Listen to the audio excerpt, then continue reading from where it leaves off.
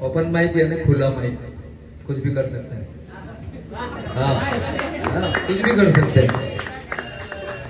और वैसे यहाँ पर सिंगर अधिकतर ज्यादा आते हैं।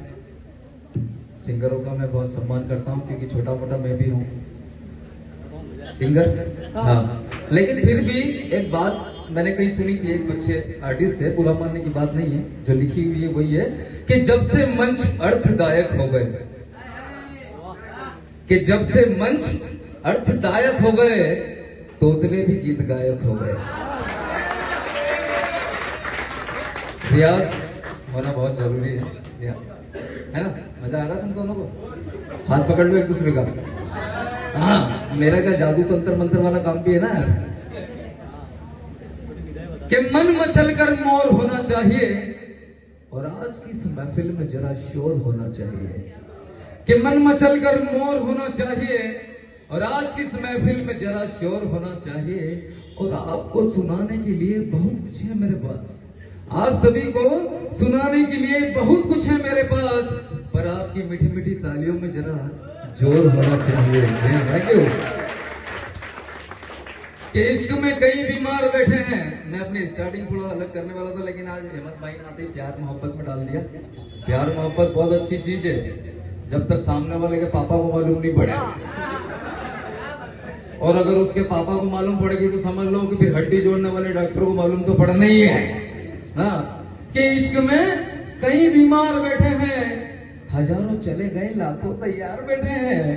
कि इश्क में कई बीमार बैठे हैं, लाखों चले गए हजारों तैयार बैठे हैं, और अपना भविष्य खराब कर रहे हैं इन लड़कियों के चक्कर में।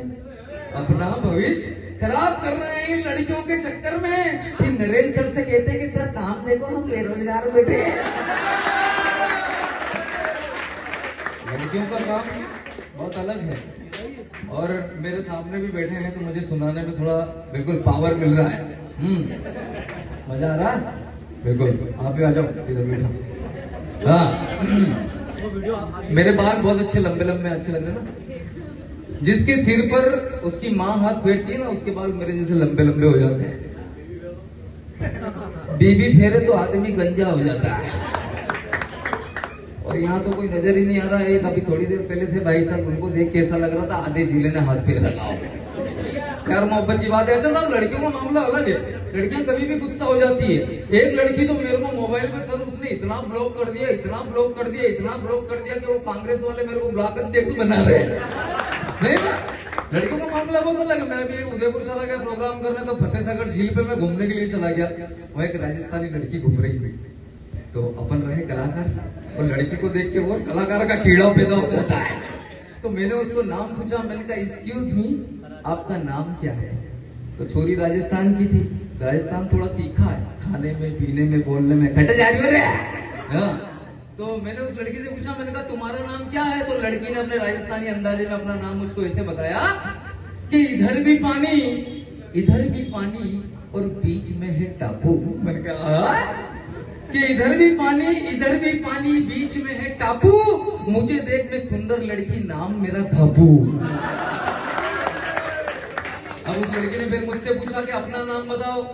वो बोली राजस्थान के, पर अपन भी तो मालवा के हैं, है? फिर मैंने उसको अपना नाम बताया। मजा आता थाली बजाना। मैंने उससे कहा कि इधर भी पानी, इधर भी पानी, बीच में है टापू, इधर भी पानी, इधर भी पानी, बीच में है टापू, और तेरे ऊपर देख मैं हूँ मंसूर का आसाराम बापू। मस्ती में रहना चाहिए हमको। हाँ, हमेशा हमारे चेहरे पर मुस्कुरान रहना चाहिए। हंसते रहो, मुस्कुराते रहो। और भगवान ने देखो कितना अच्छा काम दिया मुझे। कहते हैं कि जो हंसता है वो खुदा की इबादत करता है। हंसना पूजा के बराबर है। कि जो हंसता है वो खुदा की इबादत करता है, और जो हंसाता है खुदा उसकी हिफाजत करता है। इसलिए हंसते रहिए, मुस्कुराते रहिए। हंसने का काम बहुत अच्छा। अब लड़की ने अपना नाम तो बता दिया, है ना। वो एक भैया आया था अभी कॉमेडी करने, बहुत अच्छी कॉमेडी कर रहा था, स्टार्ट कर रहा था, बंद नहीं करना था, स्टार्ट कर दिया था। वो डिलीवरी की बात मेरे को समझ में नहीं आई, तो बोल रहा था मेरी डिलीवरी हुई। अभी तेरी डिलीवरी कैसे होगी यार? डिलीवरी मम्मी की हुई, मम्मी की डिलीवरी हुई, मैं पैदा हुआ। कौन? अमित सोनी। जब मैं पैदा हुआ मेरे पिताजी परेशान हो गए। क्यों? 1.5 घंटे से उस कमरे में ढूंढ रहे, मैं तो बिल्कुल बच्चा जैसा पैदा हुआ। और एक और चक्कर मेरे को ढूंढने में 3 घंटे नर्स को इसलिए लगे कि जैसे मैं पैदा हुआ उसने पंखा चालू कर दिया, वो कमरा में घूम। उसके अलावा देखो, जब मेरी शादी हुई, मैं घोड़ी पे बैठकर अपनी लुगाई के घर यानी अपने ससुराल तोरण मारने के लिए पहुंचा। मेरी पत्नी ने जैसे मेरे को खिड़की ने देखा, उसने कहा ऐसा, क्योंकि उसने 21 सोमवार के व्रत किए थे भगवान भोलेनाथ के, और कहा था कि भोलेनाथ मुझे ऐसा खूबसूरत वर देना, मैं 111 रुपए रखूंगी। जैसे मेरे को देखा बोली ये भगवान बोले 111 में यही मिलेगा, दूसरा आइटम नहीं है। इसलिए बड़े अलग अलग अंदाजे चलते हैं। अच्छा, वो मेरा एक छोटा भाई है, उसने एक तोती पाल ली। लोग तोता पालते हैं, उसने तोती पाल ली। अब एक दिन उसको प्रोग्राम में जाना पड़ा, मुझसे बोला यार मैं 3 दिन के लिए बाहर जा रहा हूँ, मेरी तोती को कहाँ रखूं। मैंने कहा अपने हेमंत भाई के यहाँ 2 तोते हैं, उन 2 तोतों के बीच में छोड़ दे अपनी तोती। अरे बोले तू पागल आदमी है, उसके 2 तोते क्या मालूम कैसे होंगे, मेरी अकेली तोती को कैसे करूं। मैंने कहा नहीं, वो हेमंत भाई के तोते हैं। एक तोता तो रामायण की चौपाई बोलता है। बोले अच्छा, और दूसरा तोता गीता जी के श्लोक बोलता है। उसको विश्वास नहीं हुआ तो मेरे साथ हेमंत जी के घर आया। हेमंत जी के घर हम जैसे आए, हमने पिंजरे में देखा एक तोता रामायण की चौपाई बोल रहा है, मंगल भवन मंगल हारी द्रवो, और एक गीता जी के श्लोक बोल रहा है। तो उसने कहा यार दोनों तोते अच्छे हैं। वो जैसे अपनी तोती को लाके पिंजरे में छोड़ा, अंदर एक तोता दूसरे तोते के ना बोले पूजा पाठ बंद कर, भगवान ने सुन ली।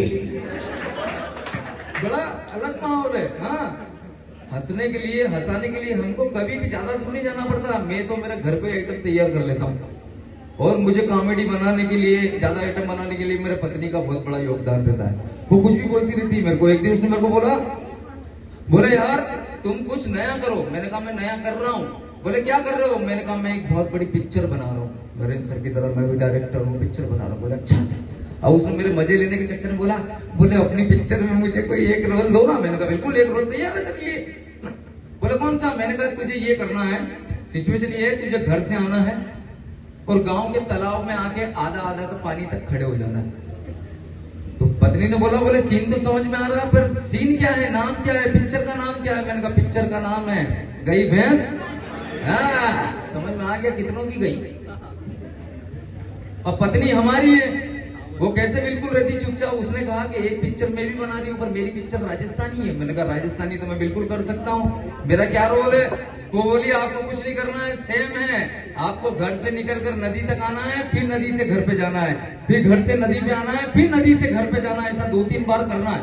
मैंने अपनी पत्नी से पूछा, मैंने कहा ठीक है कर लूंगा, पर पिक्चर का नाम तो बता। पत्नी ने बताया पिक्चर का नाम, मजा आया तो ताली बजाना। पत्नी ने बोला पिक्चर का नाम है घर का धोबी का कुत्ता, घर का। हाँ चलिए अब थोड़ा सा आपको मिमिक्री आइटम पेश करना। जी हाँ, वॉइस डबिंग। अभी मिमिक्री में जो है मिमिक्री आर्टिस्ट एसोसिएशन मुंबई में मैंने ज्वाइन किया है। जी हाँ, जिसके प्रेसिडेंट जॉनी लीवर साहब है, वॉइस प्रेसिडेंट उसके राजू श्रीवास्तव था। तो वो की डेट हो गई, उसके बाद उसकी एक जनरल मीटिंग थी अभी कुछ समय पहले, वहां पर गया था। तो ये समझिए आपके मेहनत हमेशा रंग लाती है, इसमें कोई घमंड की अहंकार की कोई बात नहीं है। अगर आप किसी चीज को रोज मांझोगे, एक पौधा अगर आपने आज लगाया है, उसकी रोज रखवाली करोगे ना, एक दिन उसमें फल आएगा। भले रात को चोर आके तोड़ ले जाए, लेकिन सुबह फिर एक और आ जाएगा, टेंशन नहीं लेगा। तो आइए आपको एक शानदार से मिमिक्री आइटम सुनाता हूँ। हेलो, इसमें थोड़ा इको डालना। सीटी तो नहीं मारेंगे तेरे बक्से, मैं बहुत ज्यादा खूबसूरत हूँ। मुझे देख के सीटी क्यों मारते हैं क्या मालूम। बहुत प्यारे प्यारे कलाकार यहाँ पर आए हुए हैं, सर भी है, 2 प्यारे 3 हैं बजाने वाले। ये बजाते हैं, जहाँ भी जाते हैं बजाते हैं। ढोलक तबले ये बजा, तू क्या करता है। अरे यार, एक डांसर है इनके बीच में, बहुत अच्छा काम है। अच्छा, आप ट्रेन में हमेशा बैठे हैं, रेलवे स्टेशन पर कभी आपने देखा है एक माहौल होता है, चाय वाला आता है, बोले चाय चाय चाय चाय चाय बेचता है।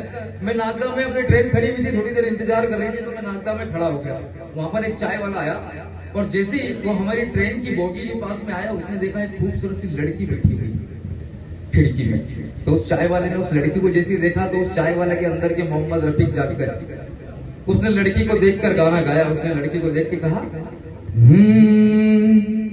भोली सी सूरत, आंखों में मस्ती, दूर खड़ी शर्माए, हाय हाय। लड़की बोल रही है अच्छा, बहुत हाय हाय कर रहा है। चाय वाले ने कहा यार एक मिस कॉल से काम नहीं हुआ, दूसरा मिस कॉल मार देते हैं। चाय वाले ने फिर गाना गाया, भोली सी सूरत आंखों में मस्ती, दूर खड़ी शर्माए, हाय हाय। और वो लड़की जो थी वो भी कलाकार थी, सिंगर थी। उसने कहा बेटा रुक, तुझे मैं जवाब देती हूँ। लड़की का जवाब अगर आपको चाय वाले के लिए पसंद आया तो ताली बजाना। लड़की ने चाय वाले के लिए गाना गाया। लड़की ने कहा, काली सी सूरत, हाथ में केटली, और जोर से चिल्लाए, चाय चाय। भैया ये माहौल कभी भी कहीं बन जाते हैं। आपने कहा चाय चाय, मेरे को ऐसा लगा गाना आपने तो नहीं गाया कभी।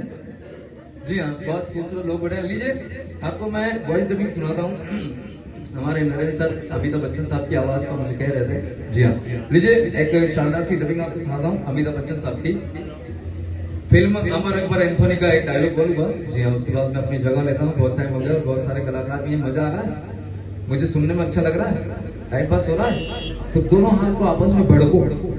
इससे दो फायदे होंगे। एक तो जब तक ताली बजाओगे नींद नहीं आएगी, और आसपास कोई डेंगू मलेरिया का मच्छर घूम रहा होगा तो वो साफ हो जाएगा। परसों एक प्रोग्राम था मेरा, वहां पर सब मैं जोक सुना रहा, इतनी देर से किसी ने ताली नहीं बजी।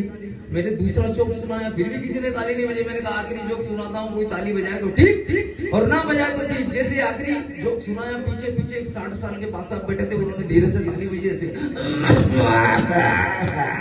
तो जब प्रोग्राम खत्म हुआ तो मैं नीचे उतर के बादशाह साहब के पास गया। मैंने कहा बाबूजी आपका बहुत बहुत धन्यवाद। बाबूजी बोले बेटा किस बात का धन्यवाद?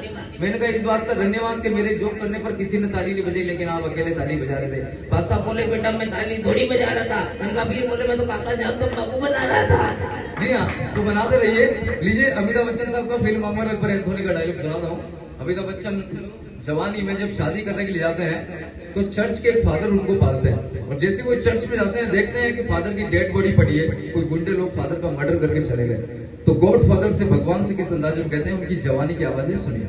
जैसे अमिताभ बच्चन चर्च में आते हैं, फादर की डेड बॉडी को देखते हैं, गॉड फादर से कहता है, तुम्हारे घर में तुम्हारा सामने हर चल के सीधे फादर को मर दिया, तुम देखते रहे। हर सारा ताली वाली बजा खाली चेहरे चेहरे देखते रहोगे भाई। हाँ आगे, थैंक यू धन्यवाद।